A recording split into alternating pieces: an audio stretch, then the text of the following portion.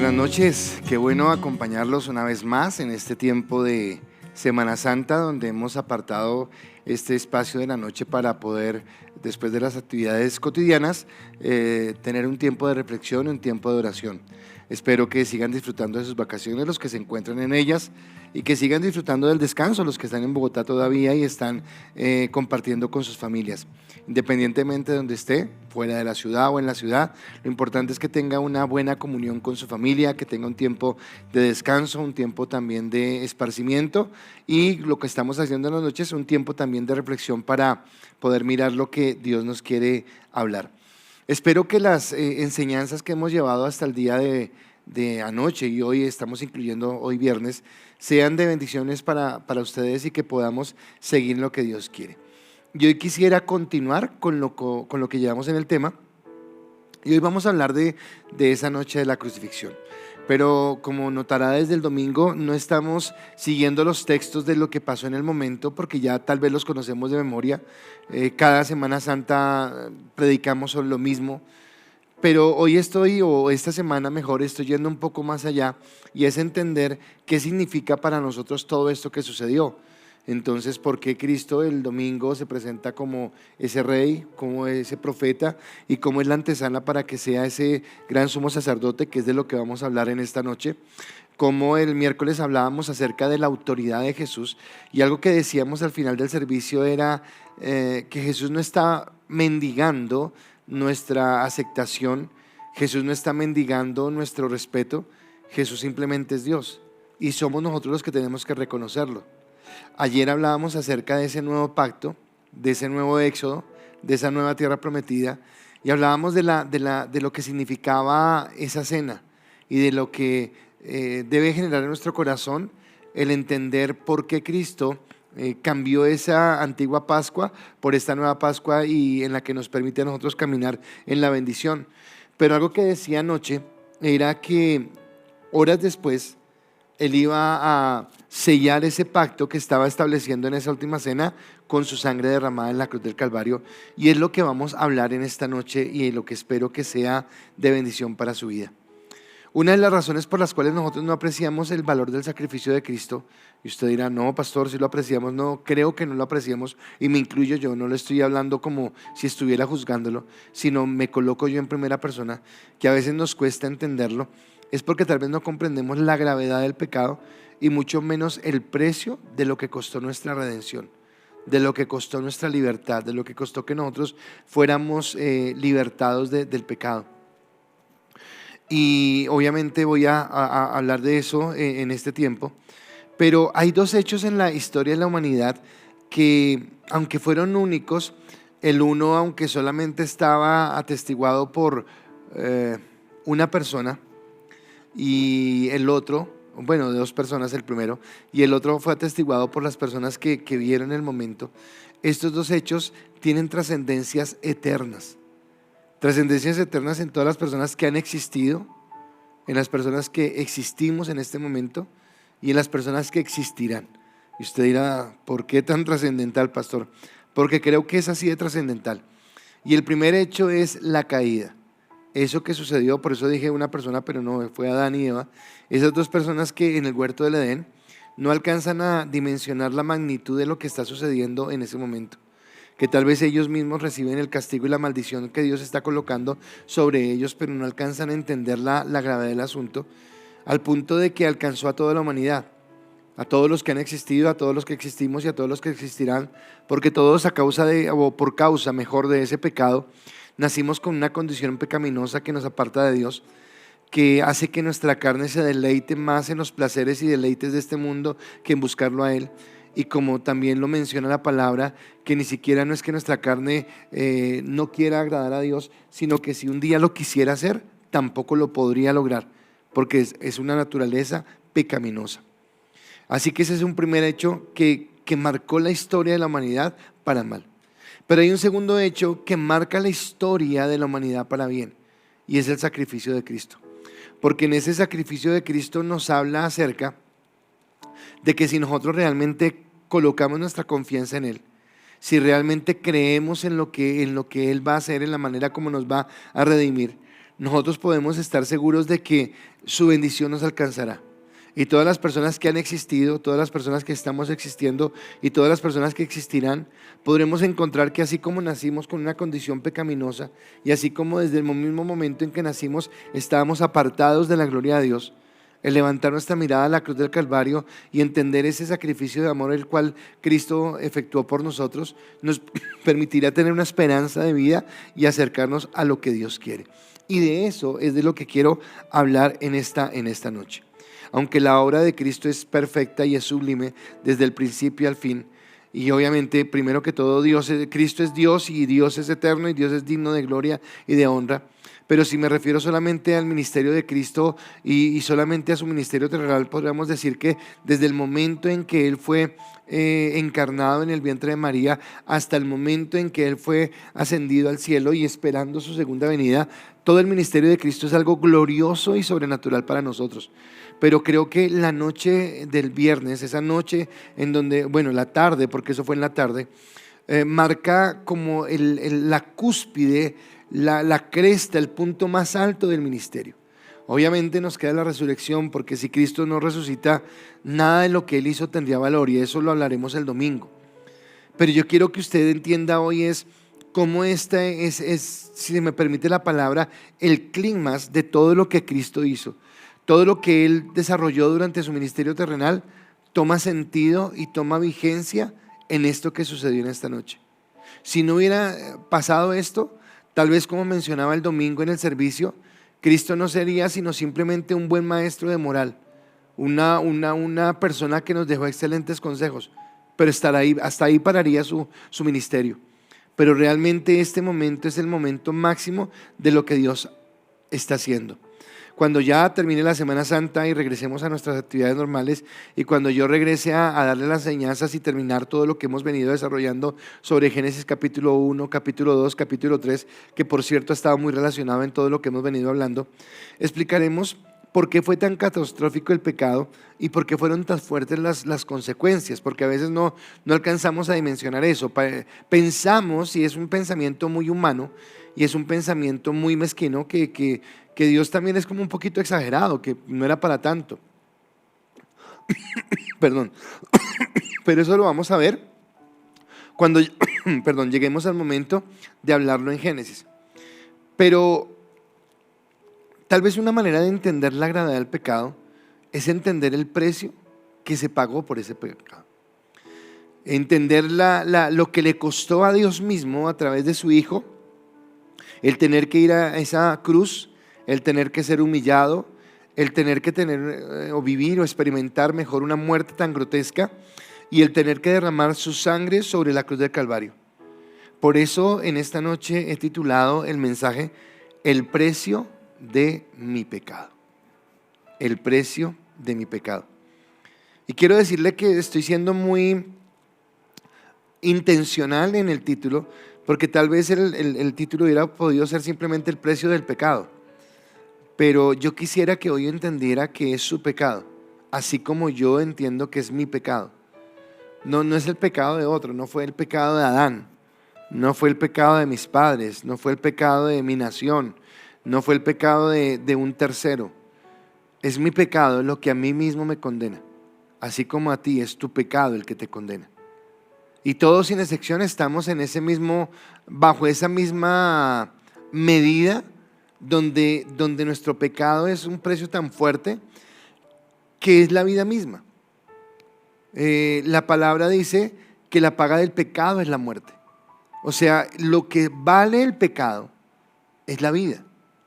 Y no está dimensionándolo entre si el pecado es más grande o más chico. No. ¿Por qué no? Porque Dios no tiene esas matemáticas que nosotros tuviéramos en nuestra vida, por una simple razón. Porque el Dios al que nosotros adoramos, el Dios el que nos ha llamado para caminar con Él, es un Dios perfecto, es un Dios santo, es un Dios eterno, es un Dios inmaculado, donde no admite nada de mancha en su esencia, en lo que Él es como Dios. Por eso, independiente que mi pecado sea lo más horripilante que yo pueda pensar, o mi pecado sea lo más ingenuo y lo más simple que yo pueda creer, el pago del pecado es la muerte. Y tal vez ahí viene el preámbulo de por qué el precio que se pagó. Y por eso el título, El precio de mi pecado. En el libro del profeta Isaías encontramos en el texto del capítulo 53 algunos de los versículos que yo utilicé para darle como el énfasis a la semana a la serie de charlas que estamos dando, que es la semana que transformó al mundo. Y en Isaías capítulo 53 versículo 4 al 5 encontramos que la palabra dice: ciertamente llevó Él, está hablando de Cristo, nuestras enfermedades y sufrió nuestros dolores. Y nosotros le tuvimos por azotado, por herido de Dios y abatido. Mas el herido fue por nuestras rebeliones, molido por nuestros pecados. El castigo de nuestra paz fue sobre Él, y por sus llagas fuimos nosotros curados, dice la palabra.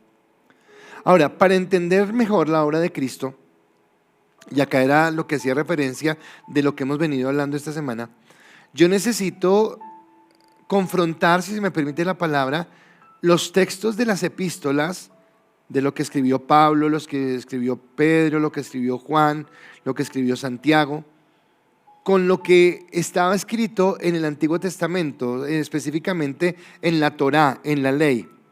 Porque tal vez así lo entenderé. Cuando yo miro los evangelios, cuando miro Mateo, Marcos, Lucas y Juan, lo que me hablan, y que es excelente, me hablan de la vida de Jesús, del ministerio de Jesús, de las enseñanzas de Jesús, del padecimiento de Jesús.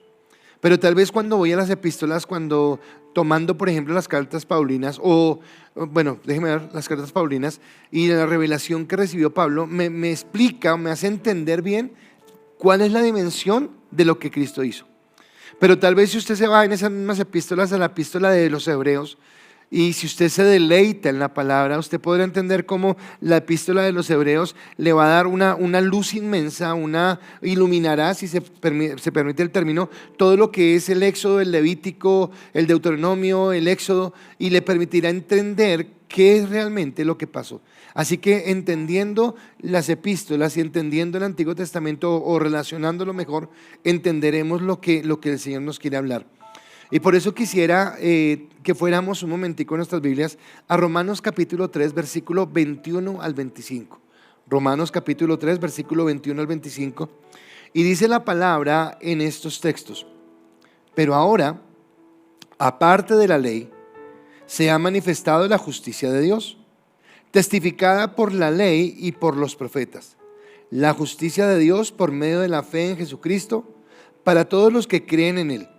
Porque no hay diferencia, por cuanto todos pecaron y están destituidos de la gloria de Dios, siendo justificados gratuitamente por su gracia mediante la redención que es en Cristo Jesús, a quien Dios puso como propiciación por medio de la fe en su sangre, para manifestar su justicia a causa de haber pasado por alto en su paciencia los pecados pasados.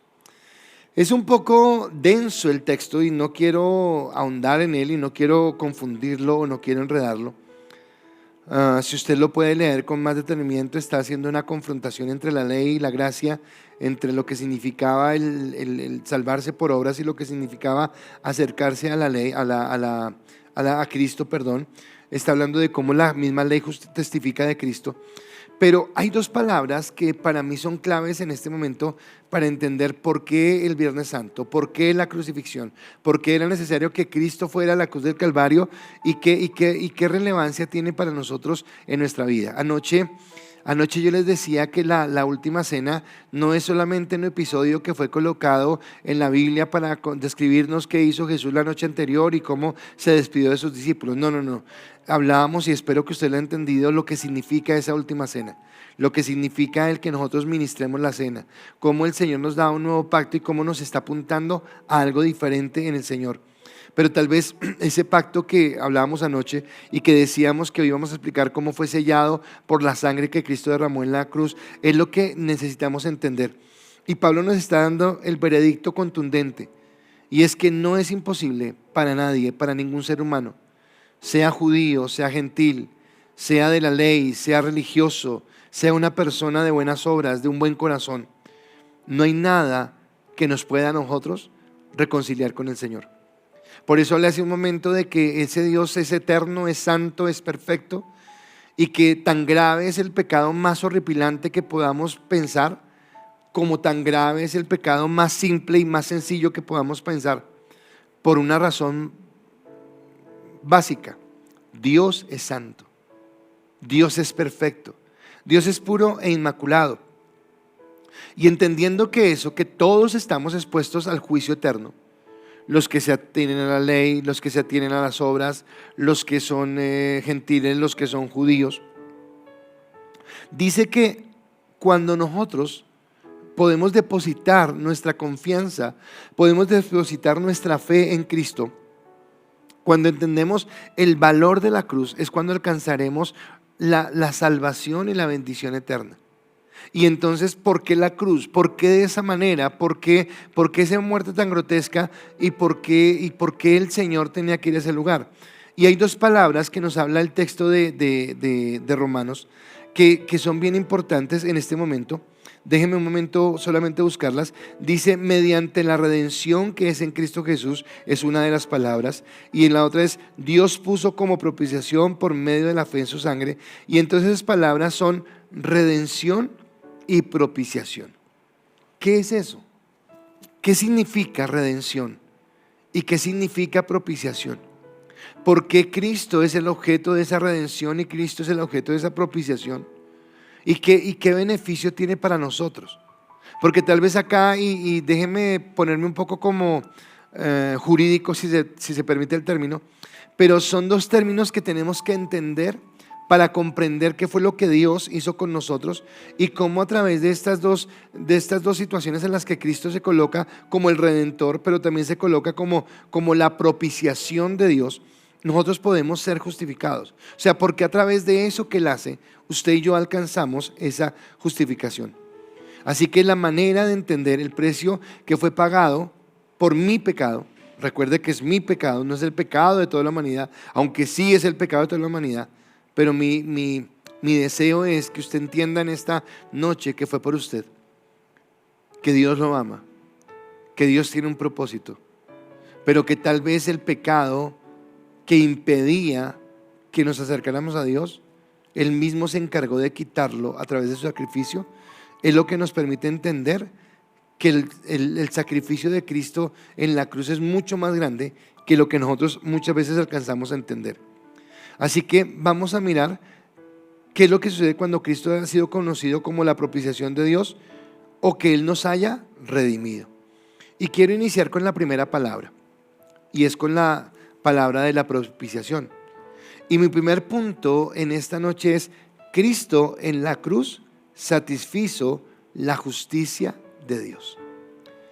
Cristo en la cruz satisfizo la justicia de Dios.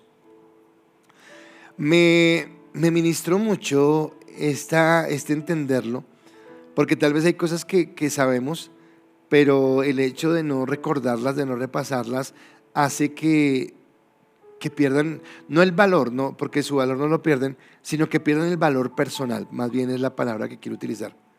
Cuando anoche hablábamos de la necesidad de celebrar la cena, decíamos que la necesidad de celebrar la cena es recordar por qué nos reunimos como iglesia. Y es recordar que nos reunimos porque hubo alguien que estuvo dispuesto a pagar un precio por nosotros. Ahora, en el contexto de lo que digo, que me hace acordar de algo bien importante, es que cuando hablamos de propiciación, estamos hablando de satisfacer la necesidad de justicia que Dios tenía. Y hace unos meses, muy pocos, pasó algo difícil en la iglesia. No importa qué, no importa con quién, no importa en dónde, pero pasó algo difícil en la iglesia. Y recuerdo que la persona que fue afectada en su dolor expresaba algo y decía: pero ¿cuál es el castigo? ¿Cuál es el castigo? Ok, yo sé que tengo que perdonar, yo sé que tengo que pasar por alto esta ofensa, pero ¿cuál es el castigo? Y tal vez lo que le dolía a esta persona era que esa persona que había cometido el error se quedara sin recibir lo que merecía por su falta. Y tal vez tomo eso que dijo esa persona hace un momento para colocarlo a usted y para colocarme a mí en esa escena en donde muchas veces hemos sentido eso, que como que no es justo lo que vemos a nuestro lado, como que esa persona que cometió esa falta, como que esa persona que robó, como esa persona que hizo, debería recibir el justo castigo por lo que hizo, por lo que habló, por lo que robó, por el defrauda, por el engaño, por lo que haya hecho, debería recibir. Y acá me lleva a entender, y yo quiero que usted tome eso que le acabo de decir, porque Dios también necesitaba satisfacer su deseo de justicia. Déjeme ir un momento al Génesis otra vez. Esto no está en las diapositivas ni nada, pero lo quiero tomar en este instante. El Señor le dijo a Adán: están los árboles, está todo lo que usted quiere. Solamente quiero decirle algo: no coma del árbol de la ciencia del bien y del mal. No coma. Porque si usted come, ciertamente morirá. Y había una advertencia sobre lo que sucedería si Adán incumplía la obra o el mandato mejor que que Dios le había dado. Cuando Adán come, cuando su esposa le lleva y él come y sus ojos son abiertos, ya eso no lo hemos hablado, pero ya usted sabe la historia, son expulsados del huerto del Edén. Y la muerte consiste, no es la muerte física. Dios tiene misericordia y tal vez permite que sus días sean prolongados sobre la tierra, pero sí hay en ese momento una muerte, que es la separación que existe entre Adán y Dios en ese instante. Ahora yo quiero que piense algo, y de pronto que usted fuera un espectador que hubiera estado en ese lugar de primera mano, y Adán come del árbol, y Dios mira a Adán y le dice: caramba, Adán, qué cosa, oye, te dije que no lo hicieras, pero bueno, te voy a dar una oportunidad más. O sea, ¿qué hubiéramos pensado? Pero honestamente, no desde el sentimiento, no de tan lindo Dios, no, honestamente, ¿qué hubiéramos pensado? Porque tal vez lo que hubiéramos pensado en ese instante es: Dios es manipulable, Dios no habla en serio, lo que Él dice no tiene valor, porque le había dicho que moriría, pero le está dando una segunda oportunidad. Y tal vez ese pensamiento es lo que hace que nosotros no entendamos la dimensión de la cruz. La paga del pecado es la muerte, dice la palabra. Y propiciación se da por el derramamiento de la sangre de Cristo en la cruz del Calvario. O sea, hay propiciación y hay redención, pero estoy hablando primeramente de la propiciación. Y la propiciación se da por el derramamiento de la sangre de Cristo en la cruz. Ayer hablábamos de la fiesta de la Pascua. Hablábamos de lo que significaba la fiesta de la Pascua, por qué se celebraba, y entendamos por qué Cristo ahora es nuestra verdadera Pascua, porque Él es el Cordero de Dios y porque ahora nosotros celebramos la cena del Señor. Era lo que hablábamos ayer.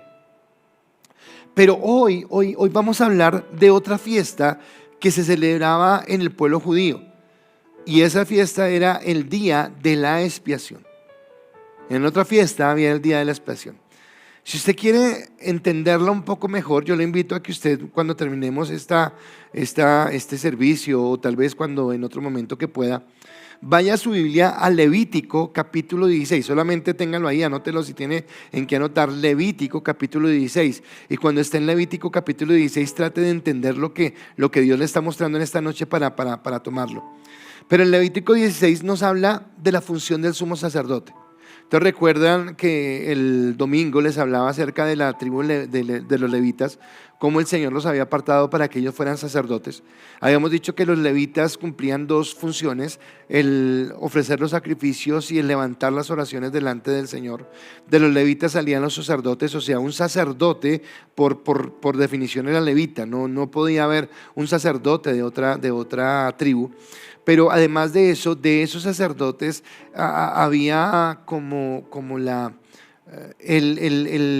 el sumo sacerdote, y era en turno. No sé si se acuerda que el miércoles les hablé acerca de Juan el Bautista, y les hablaba de cómo él había nacido de una manera sobrenatural. Bueno, pues el papá de Juan el Bautista era Zacarías, y la palabra nos dice en Lucas que a él le tocó en turno ser el sumo sacerdote, y es cuando entra y recibe la revelación. Lo que está haciendo Zacarías en el lugar santísimo era precisamente esta fiesta de la expiación. Entonces el sumo sacerdote, que solamente es una persona, tenía que hacer algo, y era que cogía un becerro y 2 corderos. El becerro lo sacrificaba por sus propios pecados, por lo que él había hecho, pero tomaba los otros 2 corderos, el uno lo dejaba libre, pero lo dejaba en el desierto, que fuera y vagara por el desierto, y al otro lo tomaba y lo degollaba. Usted lo va a explicar, lo va a entender mejor si va a Levíticos 16, ya le dije, solamente se lo estoy mencionando para que me entienda. Cuando lo degollaba, entonces el sumo sacerdote tenía que tomar la sangre del becerro que había sacrificado por él, la sangre del cordero, y con esa sangre él entraba a ese lugar donde nadie más podía entrar sino solamente él, el sumo sacerdote, y no cuando él quisiera, sino solamente en una fiesta establecida, en un momento del año establecido, y era entrar al lugar santísimo. El lugar santísimo representaba la presencia de Dios.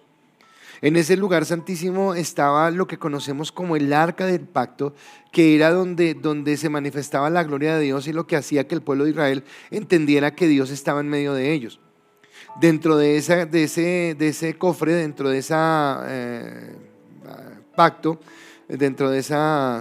pacto, estaban las tablas de la ley y el cetro de Aarón, que simbolizaban como la autoridad.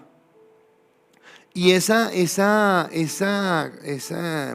arca del pacto tenía una laminilla, y esa laminilla que cubría, que era como si fuera una tapa, esa tapa se le llamaba la tapa de la propiciación, o era el propiciatorio. Entonces el sumo sacerdote colocaba esa tapa y derramaba la sangre sobre esa tapa. Era como lo que hacía el sacerdote. Y en ese momento, ¿por qué los carneros? Porque uno era por él, el otro era por el pueblo, pero estaba como llevando los pecados de toda la nación, los pecados de todo el pueblo en ese lugar, en lo que él estaba haciendo.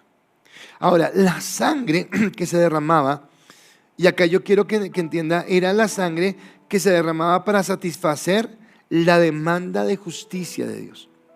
O sea, no es que Dios simplemente sea el Dios bonachón. O sea, Dios es bueno, Dios es amor, pero Dios también es justo. Y tal vez volviendo a la referencia que les hacía de lo que experimenté hace unos meses en la iglesia, y que a todos nos pasan, cuando esa persona decía, pero ¿cómo va a pagar? O sea, ¿cuál es el castigo por haberse equivocado? Y entonces acá el pueblo merecía un castigo por los pecados que había cometido, por las blasfemias, por la dureza, por la desobediencia, por todas las cosas que hacía. Y esta sangre del cordero que tomaban era la que estaba apuntando a satisfacer esa demanda que Dios tenía con respecto a su justicia. Tenía que haber un muerto. Si la paga del pecado es la muerte, déjeme, algo le dije a usted ayer, cuando el ángel de muerte llega a Egipto. Dios había decretado que sobre la tierra de Egipto iban a morir todos los primogénitos. Y Israel, aunque estaba en un lugar apartado, Israel también estaba en la tierra de Egipto, porque eran esclavos en ese lugar. Así que tal vez los corderos que sacrifican y la sangre que colocan en los marcos, esos corderos son los sustitutos de los primogénitos de los israelitas. Por eso no murieron. Aquí en este texto de Levítico 16, lo que está haciendo es mostrando que ese cordero es el sustituto para saciar la ira de Dios de todos los pecados que se han cometido en el pueblo. Creo que lo está entendiendo. Ahora, nosotros acostumbramos a pensar en Dios en esa faceta, el Dios de amor, el Dios de misericordia, el Dios de gracia. El lunes estuve en mi casa y recibí la visita de mi pastor amigo Humberto, y estábamos hablando, y él me comentó algo que me dolió el corazón, de cómo una persona que conocemos está yendo ahora a una iglesia gay. donde Dios es amor, o sea, Él no tiene ningún problema, o sea, ¿qué pasa? Y me lleva a mí a entender cómo queremos transgreder la ley de Dios, porque simplemente vemos a Dios como ese Dios de amor que aguanta todo, ese amor de Dios que malcría, ese Dios de amor que permite, ese amor de Dios que pasa por alto. Y esa tal vez es nuestra tragedia, el no entender que Dios no solamente es un Dios de amor, que no solamente es un Dios misericordioso, que no solamente es un Dios de gracia, sino que Dios también es un Dios de justicia. Que el Dios al que nosotros adoramos es un Dios de justicia. Así que cuando pensamos solamente en ese amor, en ese Dios de amor, nosotros pensamos que es solamente decir, oiga, me equivoqué y ya, perdóneme. Y a veces actuamos así con las personas que ay, sí, ya me equivoqué, pues sí, me equivoqué, perdóneme. Pero a veces en ese perdóneme no nos detenemos a decir, oiga, ¿qué daño hice? ¿Qué dolor le causé a otra persona? ¿Qué sé yo? ¿Qué honra dañé con las palabras que dije? ¿A quién afecté con esa acción que cometí? Y tal vez lo que está pasando es aquí, que como que nosotros pensamos que Dios no, o sea, Dios no se da por enterado, o sea, Él simplemente nos perdona. Y no es así. El pecado nos aparta de Dios. El pecado nos separa de Dios, nos separa de su amor y de su misericordia. Así que cuando yo pienso de esa manera, estoy pensando en Dios como el misericordioso, el amoroso, el Dios de la gracia, pero estoy olvidando otros atributos que son igualmente importantes o tal vez más importantes. Dios es santo, Dios es justo, Dios es perfecto. En Apocalipsis hay un texto donde habla del canto de los ángeles. Y si usted mira que el canto de los ángeles no dice, hablando de Dios, no dice Dios de amor, amor, amor, o Dios misericordia. No, dice Dios santo, santo, santo. La santidad de Dios es algo que nosotros debemos tomar en serio. Porque sin santidad nadie verá a Dios, es lo que dice la palabra. Así que cuando olvidamos esa santidad de Dios, estamos en riesgos.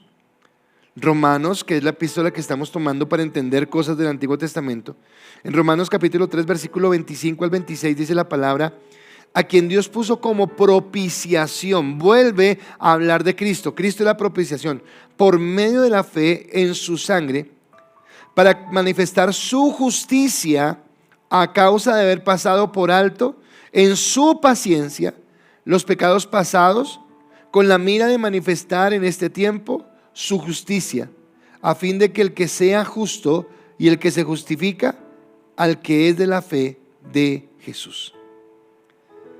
Está hablando de que Cristo es esa propiciación y de que en Él es que nosotros somos justificados.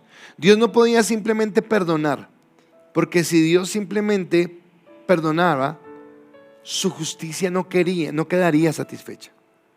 No habría un pago por el pecado. O sea, no es simplemente, ok, vuelvo al tema de Adán, ok, Adán, fallaste, comiste del árbol, caramba, qué cosa, bueno, te doy otra oportunidad más. No, pecó. Y el pecado trae consecuencias. El pecado nos aparta, el pecado nos da muerte. La paga del pecado es la muerte. Y si nosotros no logramos satisfacer la ira de Dios a causa del pecado que hemos cometido, estamos en un grave riesgo, porque esa justicia debe ser satisfecha. Si esa justicia de Dios no fuera satisfecha, si esa justicia de Dios no fuera saciada, la justicia misma de Dios sería violada. Y nosotros estaríamos cayendo en otro pecado, que es atentar en contra de la justicia de Dios. Ahora, algo que me llama de la atención del texto que dice, que habla Pablo, déjeme una vez repetírselo más, dice, a quien Dios puso como propiciación por medio de la fe en su sangre, para manifestar su justicia a causa de haber pasado por alto, póngale cuidado a eso, en su paciencia los pecados pasados, con la mira de manifestar en este tiempo su justicia, a fin de que Él sea el justo y el que justifica al que es de la fe en Jesús. Ahora, ¿por qué voy a esto? Porque yo les dije que en el Antiguo Testamento, cuando el sumo sacerdote entraba al arca y colocaba la tapita y derramaba la sangre, estaba satisfaciendo la ira de Dios. No, esos animales no podían satisfacer la ira de Dios. Eran un símbolo en ese momento, así como la Pascua que hablamos ayer representaba a ese Cordero perfecto. Israel fue libertado en lo físico de una esclavitud humana, pero nosotros en Cristo fuimos libertados de una esclavitud espiritual. Asimismo, esos corderos que sacrificaba el sumo sacerdote no traían esa, o no saciaban esa ira de Dios, solamente eran símbolos. En Hebreos, que es otro de los textos que explica el Antiguo Testamento, en Hebreos 10:4 dice: porque la sangre de los toros y de los machos cabríos no puede quitar los pecados. No puede quitar los pecados.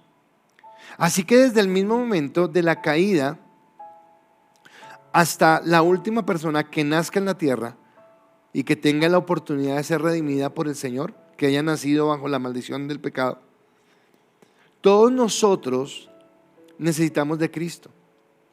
A mí me impresiona y cuando uno empieza a unir la Biblia, o sea, no sé si a usted le pase, pero a mí me conmueve, me emociona y me alegra el amor de Dios. Porque cuando en Génesis 3 el hombre falla, en Génesis 3 inmediatamente el Señor promete una salvación. En ese mismo momento dice: pondré enemistad entre ti y la serpiente, en la mujer. La serpiente herirá a la mujer, a la simiente de la mujer en el carcañal, pero la simiente de la mujer, que es Cristo, herirá a la serpiente en la cabeza.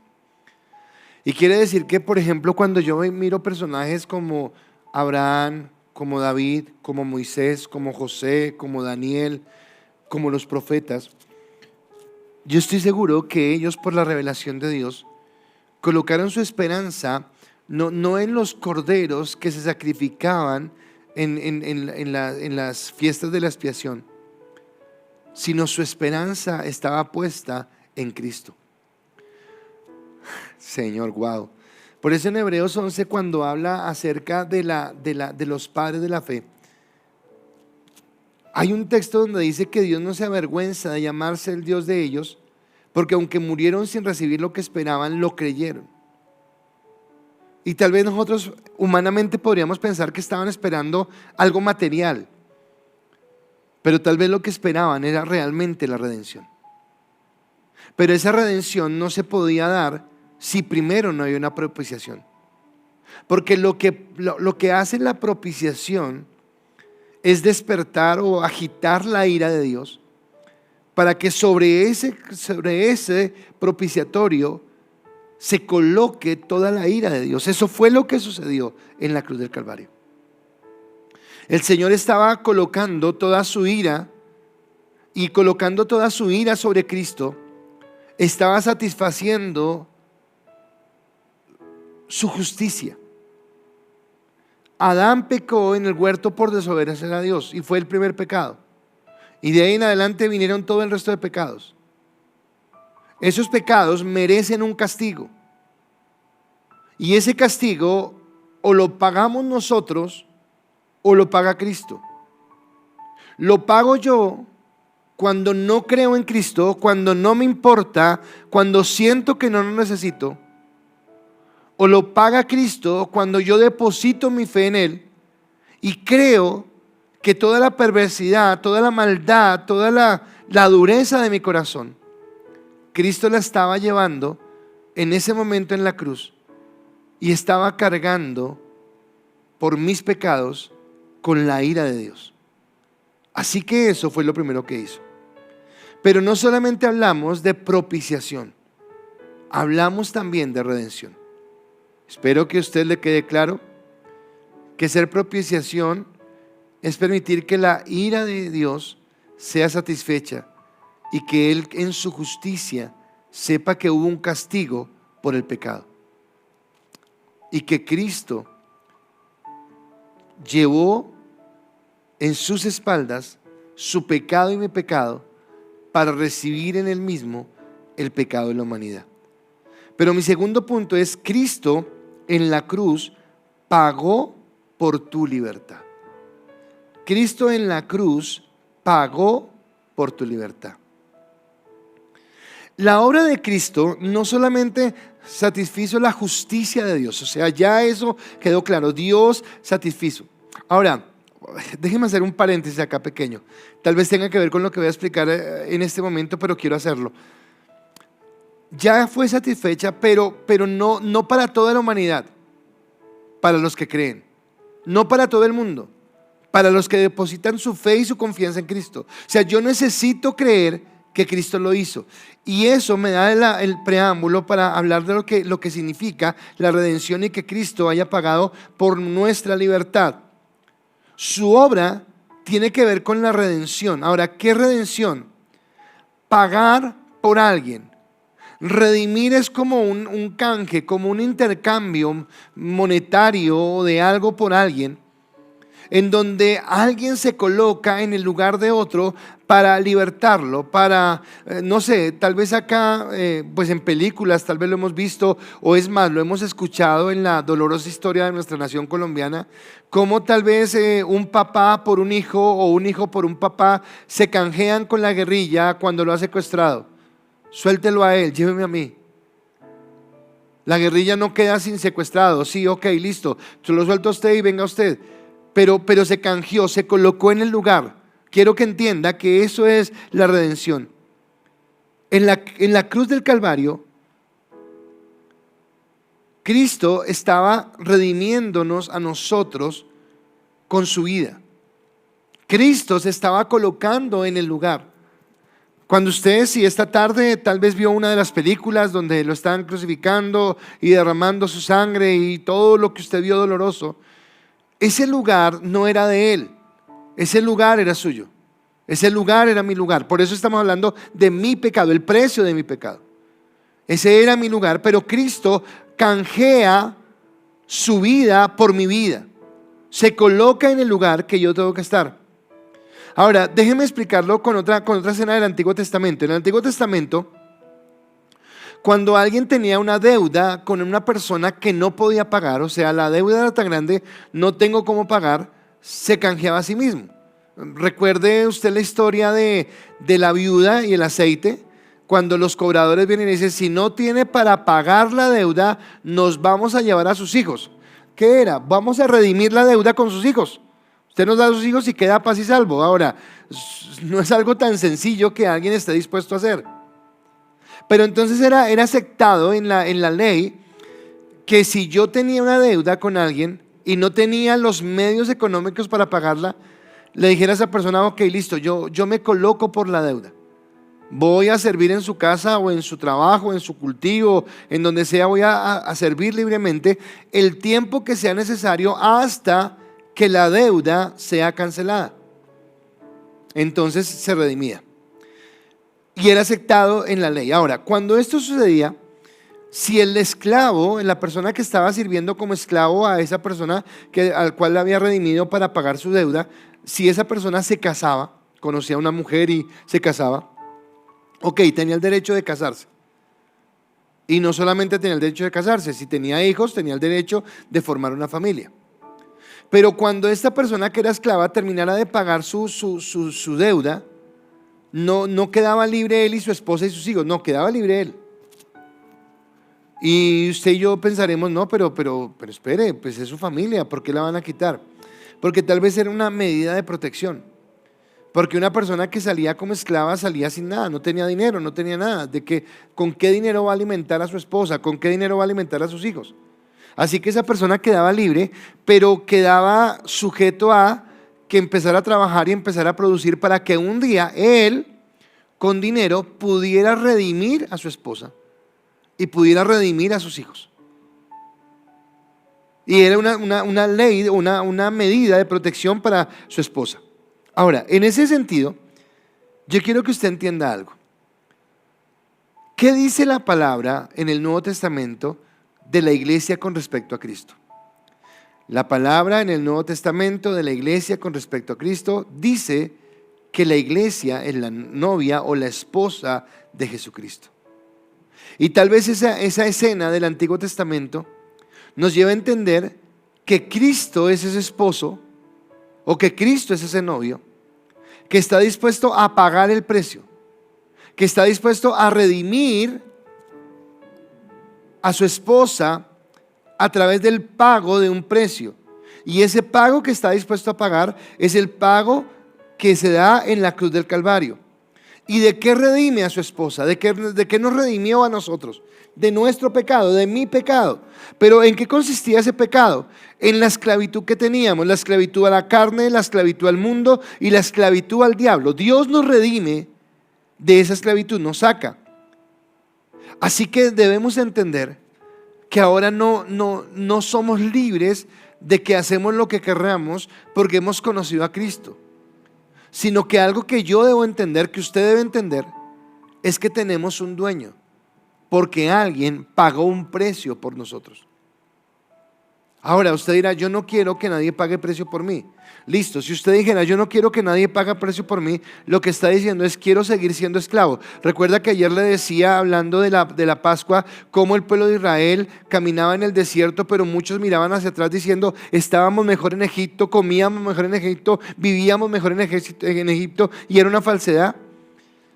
Cuando yo no acepto el precio que Cristo pagó por mí, lo que estoy aceptando es seguir atado y esclavizado al mundo, esclavizado al pecado y esclavizado a todo lo que me daña y lo que me aparta de Dios.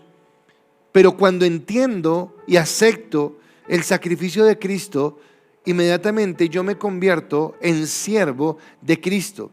Primera de Corintios capítulo 6 versículo 20 dice, porque habéis sido comprados por precio.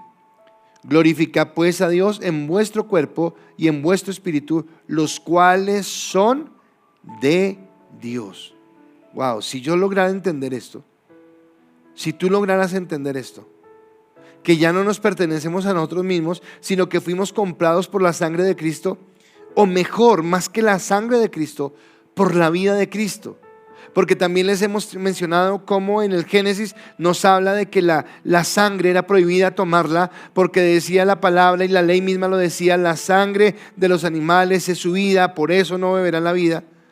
Así que si Cristo va y entrega su sangre en la cruz del Calvario, no un poquitico, no es como cuando usted va y dona sangre que solamente le sacan 1 o 2 litros de sangre. No, Cristo entregó toda su sangre porque era necesaria toda la sangre. ¿Por qué? ¿Por qué era necesaria toda la sangre?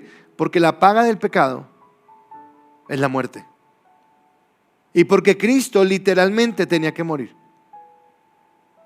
¿Y cómo moría? Derramando toda su sangre.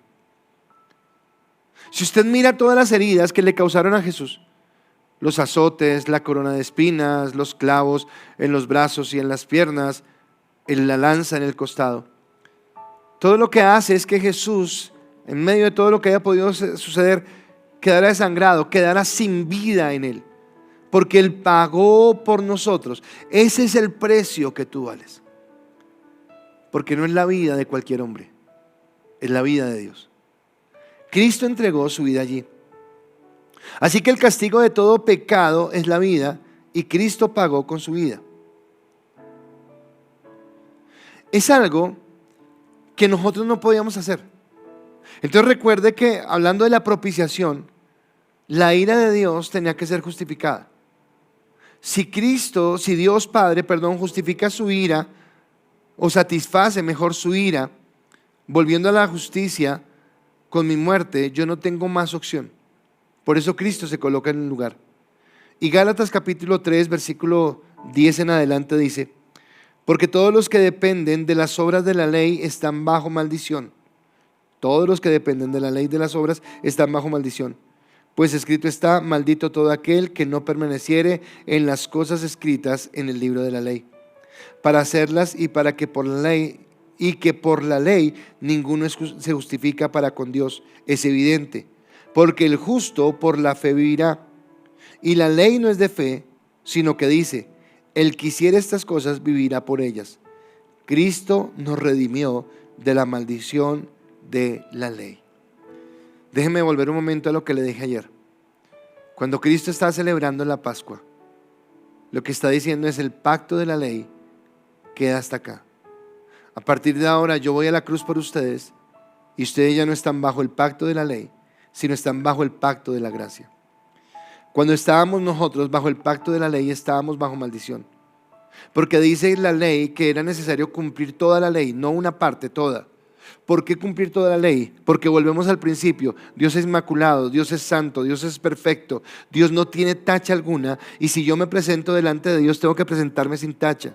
Pero en mi propia humanidad, en esa humanidad caída, en ese evento fatal que pasó allá en el huerto del Edén, cuando el hombre desobedece a Dios, todos quedamos viciados por el pecado e incapacitados de acercarnos a Dios por nuestras propias fuerzas, por nuestra propia capacidad humana. Así que en Deuteronomio Dios había establecido que nosotros podríamos tener bendiciones o maldiciones. Y si usted va al Deuteronomio 28, entonces dice, y si tú obedeces la palabra de Dios y caminas conforme a lo que ella dice, serás bendito y todo será bendición. Bendito en el campo, bendito en la casa, bendito en la ciudad, bendito al entrar, bendito al salir, bendito tu canasta, bendito tu arteza, bendito, todo era bendito. En ese mismo capítulo 28, más adelante dice, pero si no obedeces esta palabra, si no caminas conforme a ellos, maldito serás. Maldito en todo lo que hagas, maldito en tu entrada, maldito en tu salir, maldita tu casa, maldita tu alacena, maldito todo lo que hagas. O sea, era una definición muy fuerte. Ahora, obviamente en mi humanidad yo puedo decir, listo, sencillo, era solamente obedecer la palabra para caminar en bendición. Listo, era solamente obedecer la palabra, obedécela. Obedécela bajo una naturaleza pecaminosa. Obedécela bajo una naturaleza de orgullo, de arrogancia, de rebeldía, de todo lo que nos atañe a nosotros como seres humanos. Así que por el pecado del hombre, por el pecado que Adán cometió en el huerto del Edén, todos fuimos maldecidos. Adán fue maldecido y con Adán todos los hombres. Eva fue maldecida y con Eva todas las mujeres. La tierra, la creación misma fue maldecida. Por ahí en Romanos dice que la tierra gime por la manifestación del Hijo de Dios. Todos quedamos bajo maldición. Ahora, ¿cómo dimensionar las consecuencias fatales de la maldición? Ya la misma palabra suena fuerte. Pero ¿cómo dimensiono yo la maldición? Yo podría dimensionar la magnitud de la maldición mirando la magnitud de la bendición. ¿Qué significa ser bendecidos por Dios? ¿Qué significa que Dios nos bendiga? En el Antiguo Testamento, en el libro de Números, hay una sección, una parte que la gente que le coloca títulos a la Biblia le colocó bendición sacerdotal. Y en Números dice, y así bendecirás a los hijos de Israel, y dice lo siguiente, Números 6, 24 al 26. Jehová te bendiga y te guarde. Jehová haga resplandecer su rostro sobre ti y tenga de ti misericordia. Jehová alce sobre ti su rostro y ponga en ti paz. Cada frase es como repetir lo mismo en otras palabras. Cada frase lo que está diciendo es Dios te bendiga, que Dios te bendiga, que Dios te bendiga. Jehová te bendiga y que guarde. El que Dios nos guarde es que Él nos bendiga. Jehová haga resplandecer su rostro sobre ti. Eso es que Dios nos bendiga. Y tenga de ti misericordia. El recibir la misericordia de Dios es la bendición de Dios. Jehová alce sobre sí tu rostro. Eso es bendición. Y ponga en ti paz. Esa es bendición. Ahora, si esa es la bendición de Dios, y volvemos a hacer el paralelo entre lo que leímos en Deuteronomio 28, donde yo les comenté Deuteronomio 28, donde dice, y si obedecieres la palabra de Dios, bendito en tu casa, en tu alacena, en tu trabajo, en todo lo que hagas. Pero si no obedeces, maldito en tu casa, todo esto. Podríamos decir que la bendición de Dios, que es la que nos bendice, puede ser totalmente opuesta a lo que significaría la maldición de Dios. Entonces déjeme parafrasear, ni siquiera quise colocar las diapositivas porque no quiero colocarlas, pero déjeme parafrasear qué sería lo contrario si Dios no me bendijera, sino Dios me maldijera. Y sería de esta manera: Dios te maldiga y te abandone. Dios esconda su rostro de ti y no tenga de ti misericordia. Dios te deje a la deriva y ponga en ti angustia. Creo que son palabras muy fuertes. Creo que son palabras muy severas. Y con esto en su mente, entendiendo lo que significa la maldición, creo que es lo que me permite a mí entender mejor lo que hizo Cristo en la cruz del Calvario. Entonces, en primer lugar, recuerde que Dios no podía dejar el pecado de la humanidad sin un castigo, porque Él necesitaba satisfacer su justicia por el pecado o por la falta cometida. Y entienda también que nosotros sin Cristo estábamos muertos y destituidos. En Gálatas 3 sigue la palabra diciendo del 13 al 14: Cristo nos redimió de la maldición de la ley, hecho por nosotros maldición, porque está escrito: maldito todo el que es colgado en un madero, para que Cristo Jesús, la bendición de Abraham, alcance a los gentiles, a fin de que por la fe recibiéramos la promesa del Espíritu. Para recibir la bendición, el pecado debe ser cancelado. No podíamos recibir la bendición si primero no se quitaba el obstáculo que había para que recibiéramos la bendición de Dios, y ese obstáculo se llamaba pecado.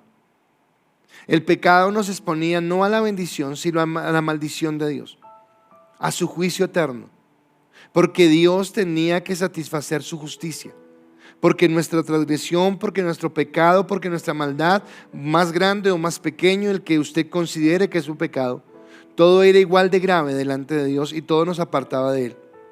Pero Cristo en la cruz del Calvario, y escúcheme, y quisiera que recordara un momento el domingo.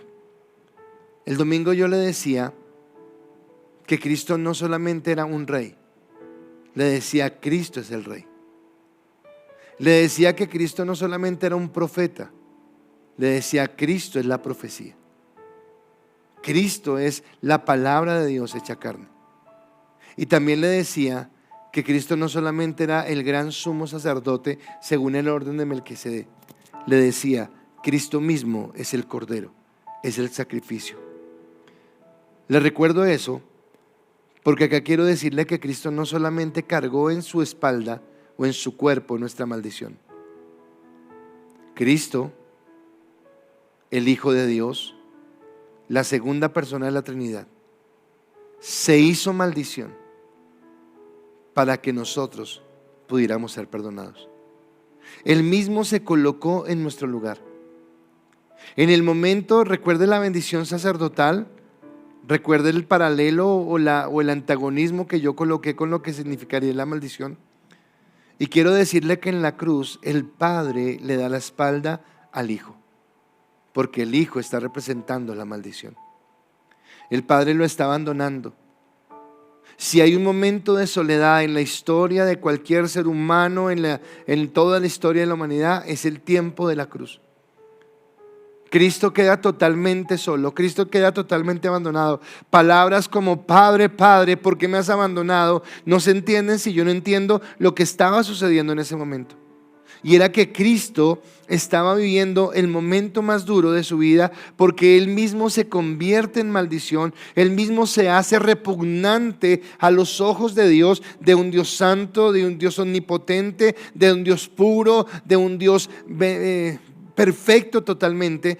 Cristo se hace repugnante porque Él en la cruz del Calvario, en ese momento, está tomando toda la maldad de toda la humanidad. Así como el pecado de Adán en el Génesis es un momento único en la historia que tocó a toda la humanidad, a los que existían, a los que existimos y a los que van a existir. Este momento de Cristo, este instante en esa cruz, también tocaba a toda la humanidad, a los que habían existido y tenían esperanza, a los que hoy creemos y la estamos aceptando, y a los que en el futuro la creerán. ¿Por qué? Porque Él se estaba haciendo maldición por nosotros. Eso es lo que sucedió ese día. Muchas veces, y acá yo quiero decirle que yo lo pensaba. Tal vez los jóvenes de la iglesia van a decir: otra vez con el mismo cuento el pastor, pero no el mismo cuento sino la misma película, pero quiero decirlo. Me gusta mucho la película de Mel Gibson de Corazón Valiente, donde al final él parece que fuera un Cristo porque lo llevan y lo torturan y un montón de cosas.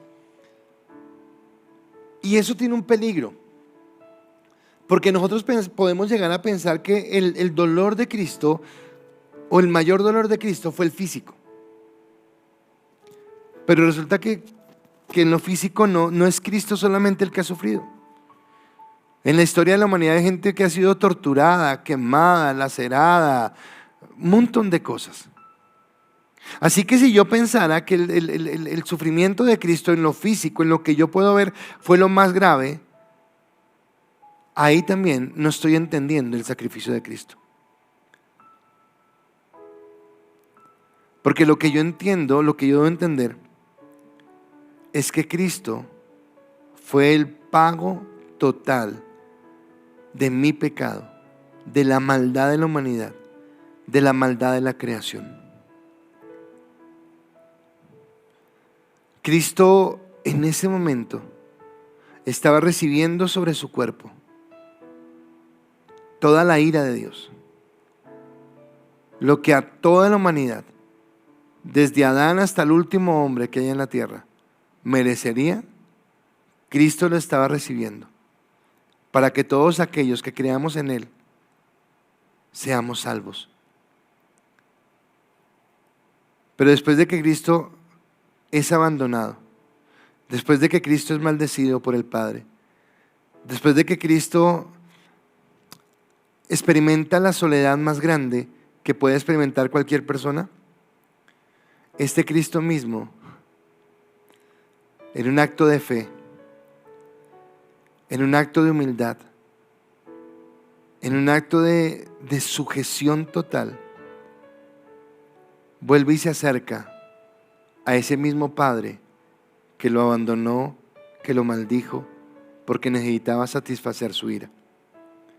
Y en Juan 19:30 dice: cuando Jesús hubo tomado el vinagre, dijo: consumado es. Y habiendo inclinado la cabeza, entregó el Espíritu. Y me habla de ese amor y de esa misericordia tan grande. No es solamente un Viernes Santo. No es solamente el conmoverse hoy porque celebramos el día. Es entender que todos los días deberíamos estar agradecidos porque no somos merecedores de ese amor tan grande.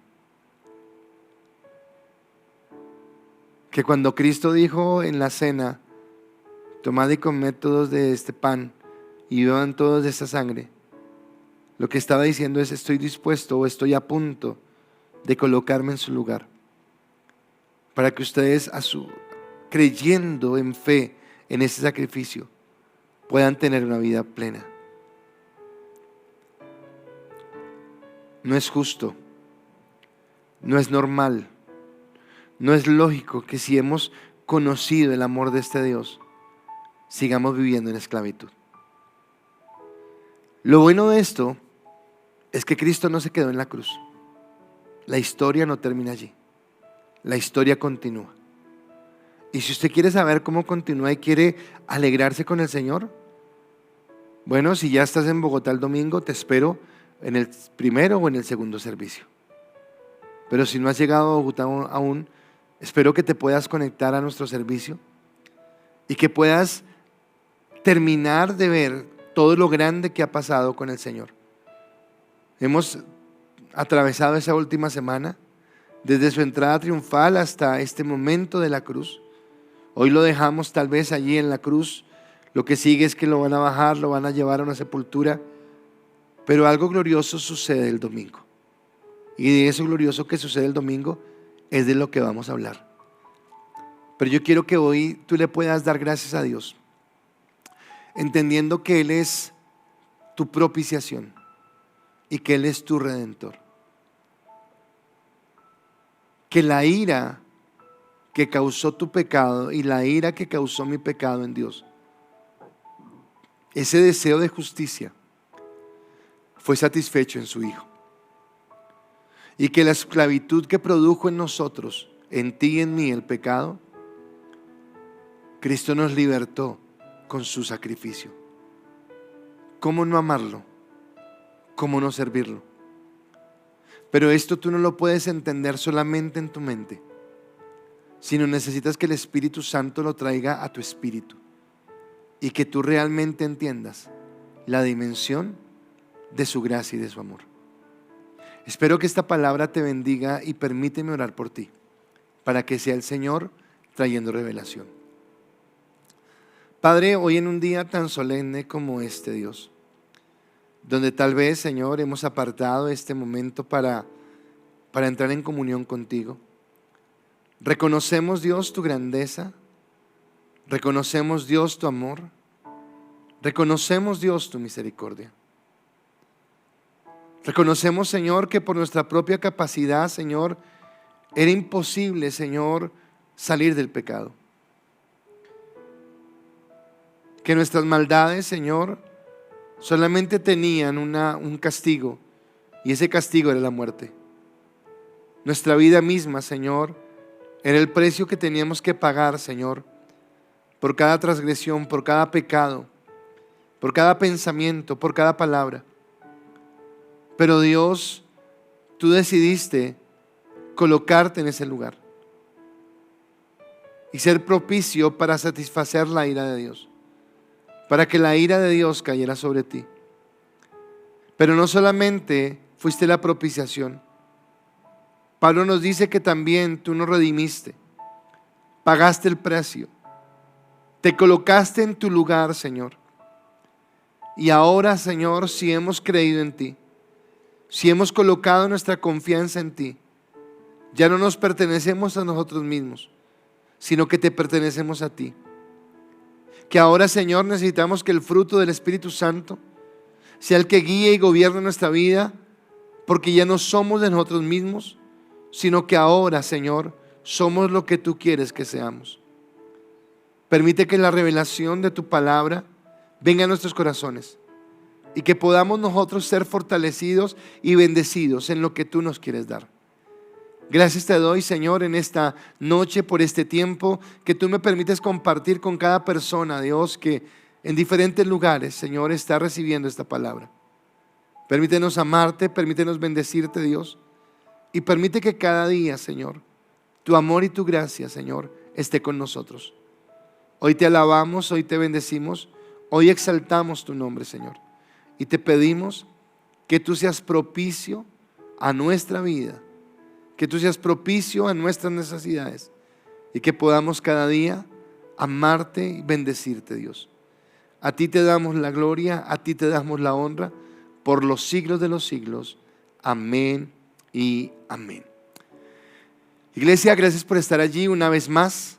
Espero que terminen de tener un excelente descanso, que puedan meditar en esta palabra y que tal vez esta palabra nos enamore más de Dios, de su gracia, de su misericordia, porque jamás nadie te podrá amar como Cristo te amó y como Cristo me amó. Los bendigo, un feliz regreso a los que ya están pensando en regresar a la ciudad, un feliz fin de semana a los que están en sus hogares. Y el domingo, 7 de la mañana y 10:15 de la mañana, nos vemos para seguir con este tema y finalizar nuestra campaña o nuestro tema, la semana que transformó al mundo.